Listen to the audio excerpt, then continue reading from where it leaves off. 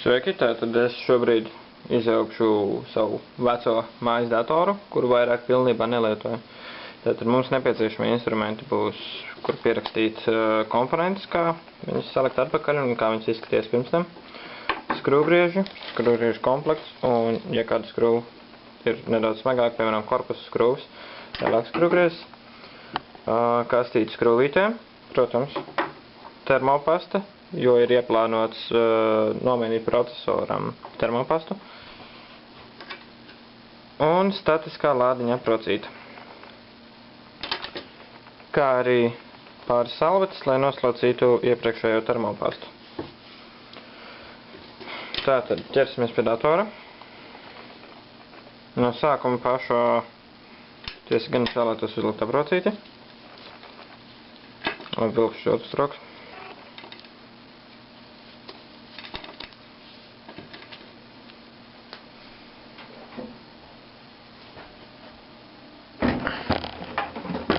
Tātad, šis te ir dators, kurš šodien tiks jaukts. Kā var redzēt, tam nekas pilnībā nav piesprausts, un tā viņš stāv jau kādus aptuveni 3 gadus, gaidot, kad viņš varētu tikt izmantots. Tātad, jā, kā jau minēju, būs nepieciešams lielāks skrūvgriežs korpusa skrūvēm, lai nesalauzt mazos skrūvgriežus. Skrūves pirms liekam kasītē. Atveram datoru korpusu.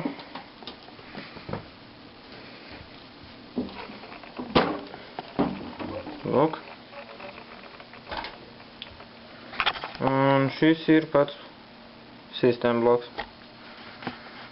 Tātad plānā iekļauts ir, tā kā šis dators nav īpaši putekļains, tikai tā korpus, jo pārējās komponentes ir tīrītas, būs tātad procesora termopastas nomaiņa. Mums būs jāizskrūvē barošanas bloks, tātad jāatvieno barošana no pilnībā visām komponentēm, un jānoņem procesora radiators un jānomaina termopasta. Tātad pats pirmais solis. Un aprocīt, diemžēl, tikai traucē pagaidām. Pierakstīšu, kā izskatās komponents.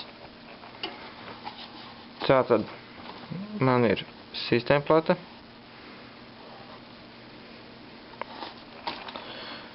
Sistēmplates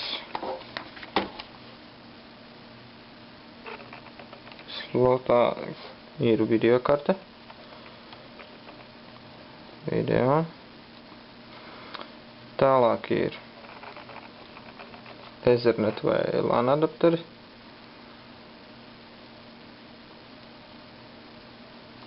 Kā redzams, vairāk adapteru, diemžēl arī, vai par laimi arī nav. Tikai videokarte un Ethernet adapteri. Tālāk, augšpusē mums ir CPU un bloks CPU. Kā iespējams var redzēt, ir novietoti operatīvās atmiņas stienīši, jeb RAMs. Tātad mums ir 4 sloti, no kuriem 3 ir, mums ir 3 sloti, no kuriem 3 ir aizņemti. Ļoti dīvaini, ka ir 3 sloti, nevis 4. Bet tāds šis dators ir. Tālāk mums ir augšpusē ir CD-ROM. Un tad ir 2 citi diski.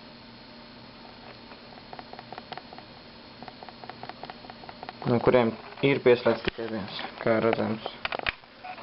Šeit pirmais cietais disks un otrais cietais disks. Tā. Lampa, statīvs vienlaicīgi nedaudz piņķerīgs ir. Tad tā kā plānā nav plānots neko vairāk jaukt ir ārā kā PSU un CPU. Iespējams apskatīsimies arī videokarti un RAMu. Tad arī domāju, ka vairs nav nepieciešams neko pierakstīt. Tātad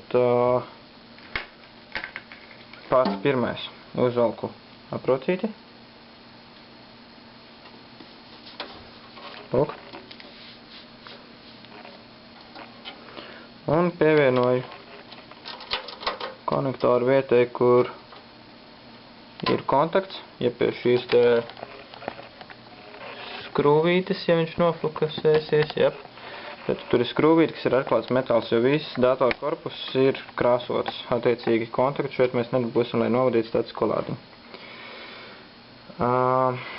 Tātad sāksim ar barošanas bloka vadu atvienošanu. Tātad noņemsim barošanu no CD-ROM un no šī cietā diska. Tātad tas ir izdarīts. Videokartei nenāk atsevišķa barošana.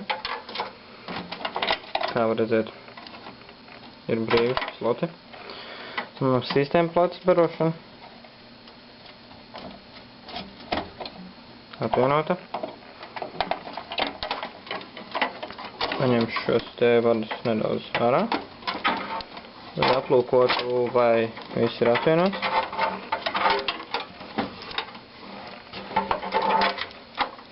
Un ir skaidri redzams, ka no barošanas bloka visi izējošie vadi ir atvienoti. Tas nozīmē to, ka mēs droši varam atvienot barošanas bloku. Tālāk. Barošanas bloks tiek noturēts pie korpusa ar 2 skrūvītēm, kuras, ja mans statīvs improvizētais padosies, tad es varētu parādīt. Jā, kā redzam, 2 skrūvītes. Numur 1.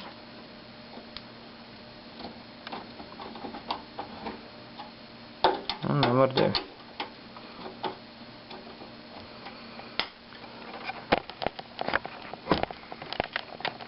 Tā.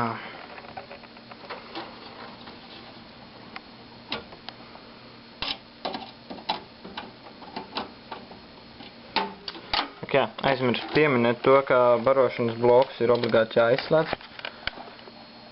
Un šobrīd tas ir arī izdarīts. Tā kā tas man ir vienkārši rutīnas paņēmiens, ko es vienmēr izdaru pirms atvienoju datoru no strāvas. Tad nedaudz pieturēšu skrūvītes kastītē. Nedaudz pieturēšu barošanas bloku, jo viņš, diemžēl, neturas datorā diezko stabili.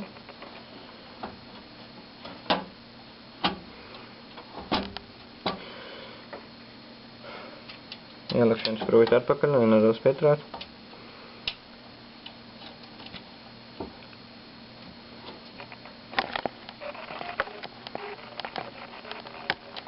Tā. Un pamanīju to, ka videokarte nāksies izņemt ārā kā pirmo komponenti. Tādēļ, ka tā nedaudz traucē barošanas bloku izņemšanai. Tā.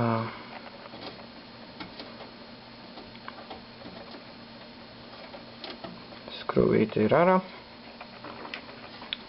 Tātad šeit aizmugurē ir plāstmasas klipsis, kurš ir jānospiež. Un mēs varam izcelt ārā videokarti. Lūk.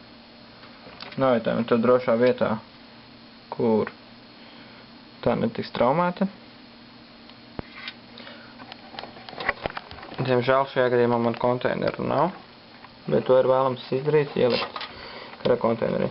Un tātad nākamais solis mēs varam beidzot izņemt barošanas bloku. Skrūvītes kastītē.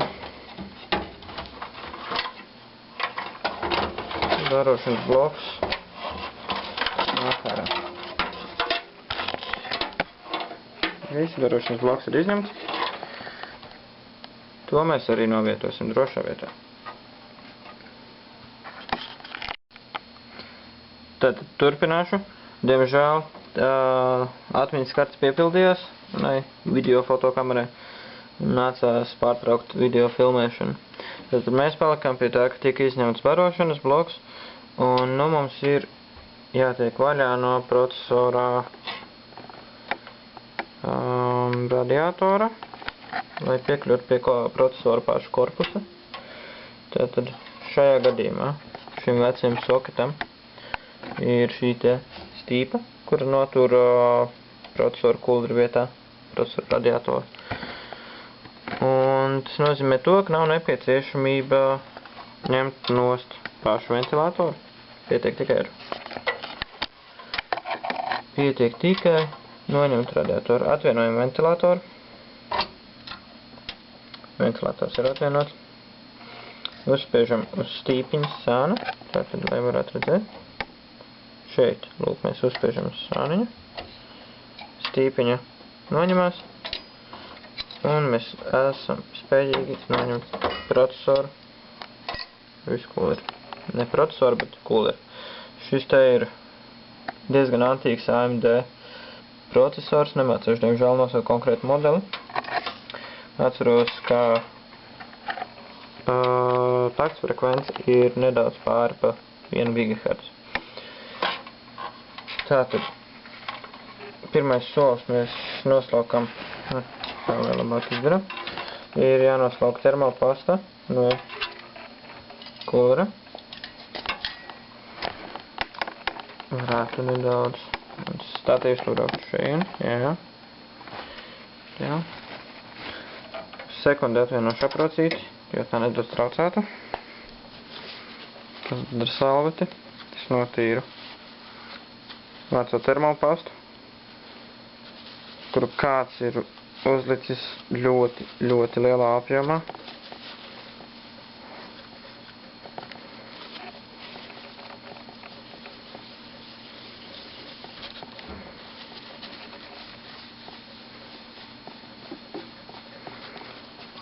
Tā.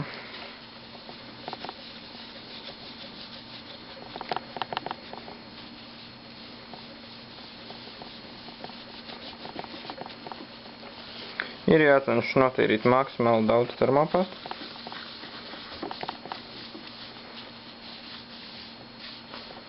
Jo šī termopasta, diemžēl, jau ir nolietojusies, un es pieļauju, ka viņa nav mainīta kopš datoru salikšanas, kas, ja nemaldos, notika 2002. gadā.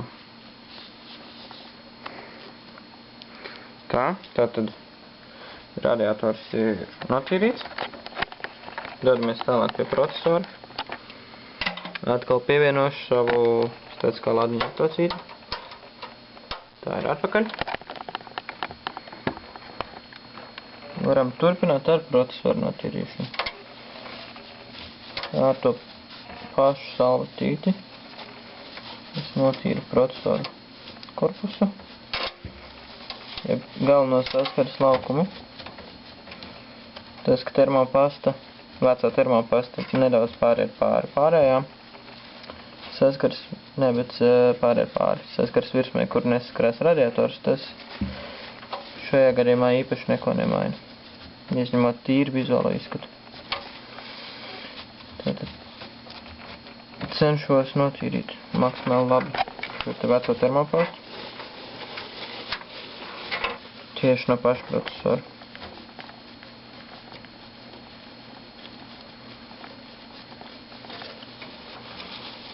Godīgi sakot, ir dīvaini atjaukt vaļā procesoru, kuram nav jau iebūvētais radiators, kuram taisnā mēs varam redzēt pašu procesoru čipu.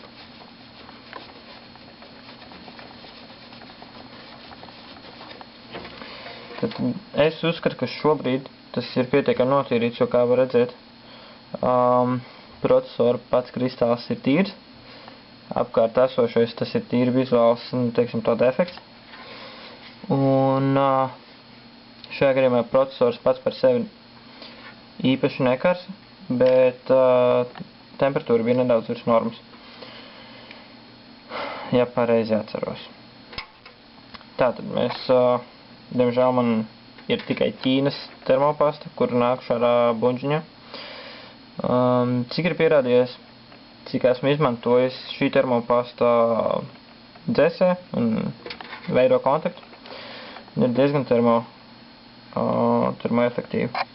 Lai es to uzliktu, es paņēmu plasmas savilcēju, lai netraumētu kādas komponentes. To, protams, nedrīkst darīt ne ar metālu.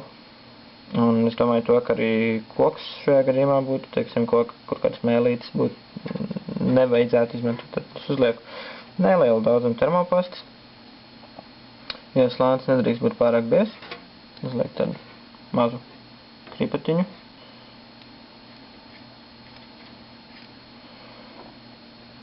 Aizveru termopastu ciet.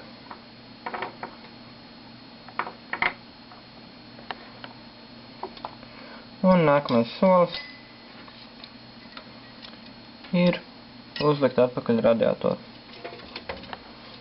Tātad radiators stāvēja šādi. To var saprast pēc tā, ka radiatora badiņš ir piespriežams tikai vienā virzienā, jo otrā tas būtu vai nu pa īsu, vai nu tas vienkārši fiziski nevis nedarētu, bet tas nebūtu savā vietā. Kā redzams, mums būtu zem barošanas bloka. Tātad liekam radiatoru, no sākuma uzliekam vienu stīpiņas pusīti vietā. Un tad arī otru.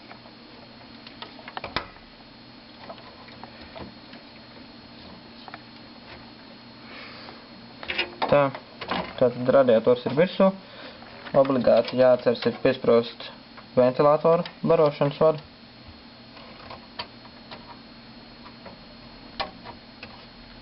Uz sistēma plates ir rakstīts, ka šis te štekeris, šis te konektors, atvainojās, ir domāts tieši priekš CPU fan. Tālāk radiators ir uzlikts.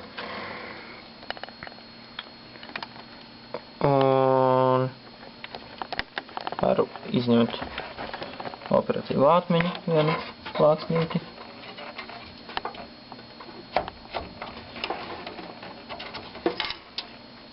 Lūk. Tas ir 256 MB operatīva atmiņa.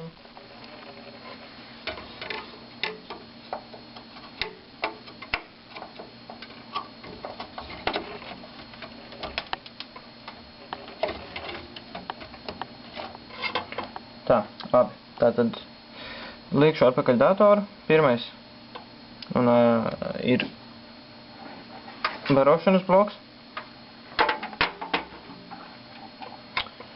Tātad mēs viņu iebīdam vietā. Atpakaļ. Lūk, barošanas bloks. Iebīdam barošanas bloku vietā.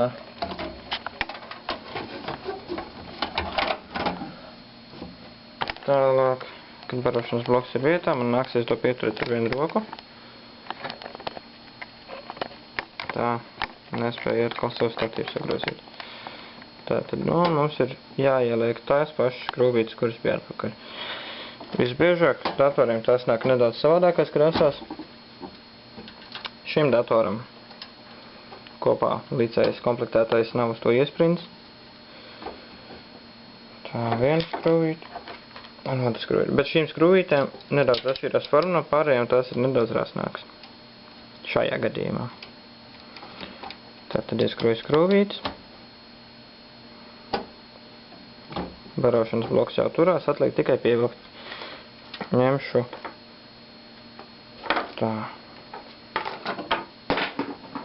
no komplekta. Ņemšu krustiņu skrūvgriezīti, lai nepārvilktu skrūvas. Šo te sarkano skrūvgriezi izmantoju tikai, lai skrūvas atvilktu. Tad saskrūvējam skrūvīti atpakaļ. Atvainojos par kārtēju pārtraukumu.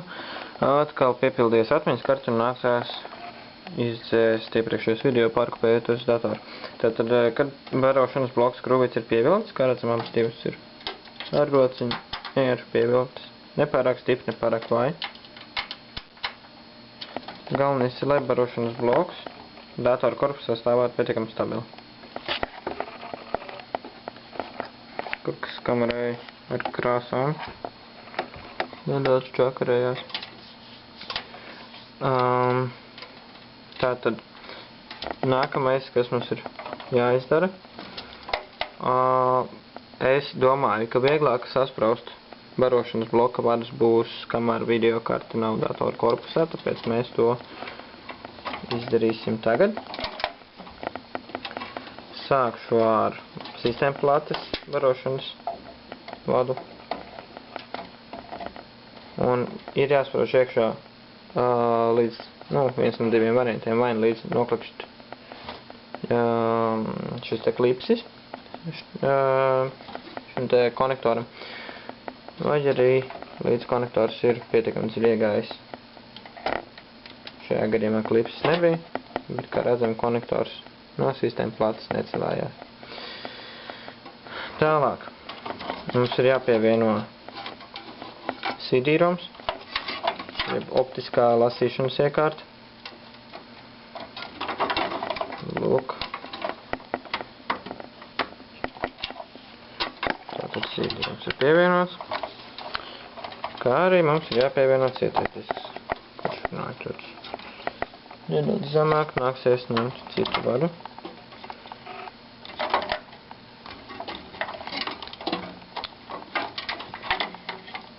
Lūk šo te, jo iepriekšējā vada garums bija nedaudz pa īsu. Lūk, pievienojam šo štekari. Konektoru.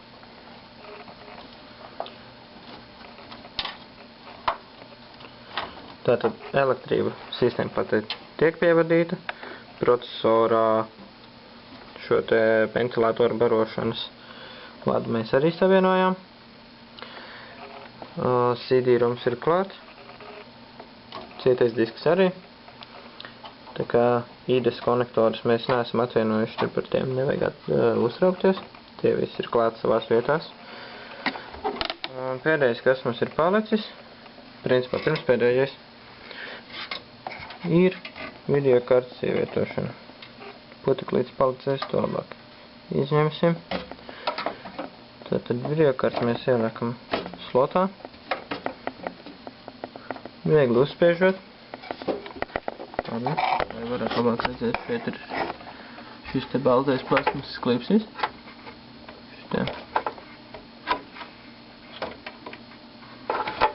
Un tad, kad viņš būs pacēlies horizontāli, tad videokarta ir ievietota un nofiksēta. Redzam, viņš šobrīd ir horizontāli.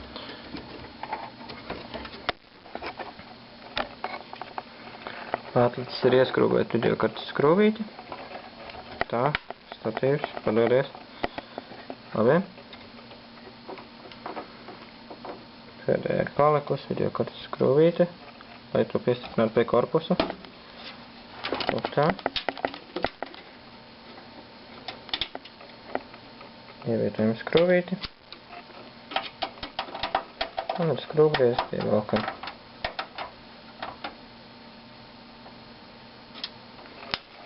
Tā. Lūk, dators ir salikts. Statisko lādiņu neviena komponente nav, tā teikt, dabūjusi,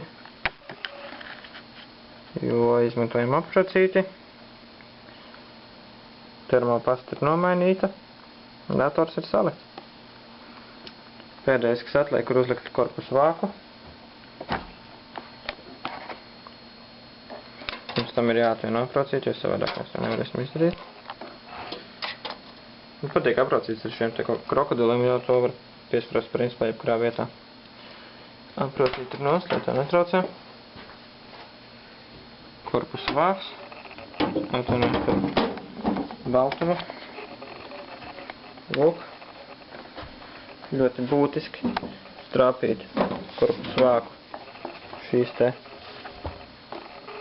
ķepiņas. Šeit ir caurumi korpusā. Un ķepiņas ir jātrāpa. Tālāk mēs vāku uzslidiram virsū uz korpusu. Lūk tā. Un nofiksējam to vietā. Tā, es liekšu augšējā skruvi ar vienu vai vairākam skruvītēm.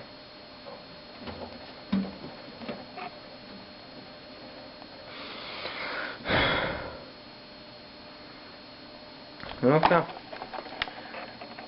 Skrūvīte ir iekšā, korpus vāks ir virsū. Dators ir salikts un gatavs strādāt ar jaunu termopastu. Lūk, te pēc plāna visas komponentes ir vietā.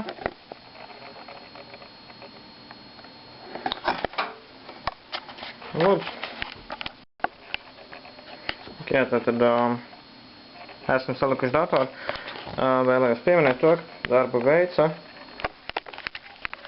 Ārtiņš Cibuls.